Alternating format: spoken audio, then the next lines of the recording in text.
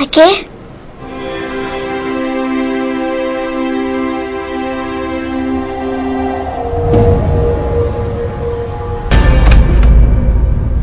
Әке, тоқташы!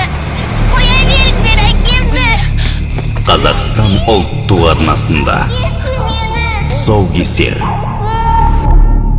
Оқығандар қазақтың тұрмысынан, өмірінен ажырамау керек.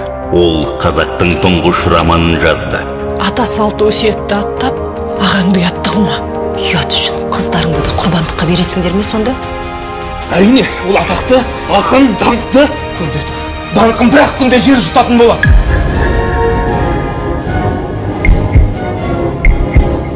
Ол ұлы мұрат жолында күресті.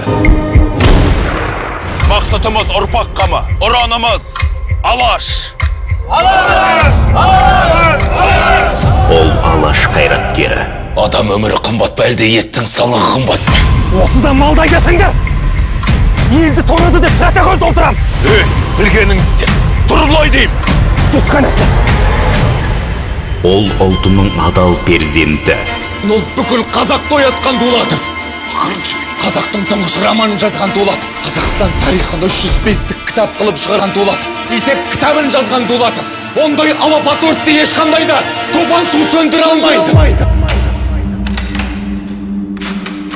Міржақып, оян қазақ.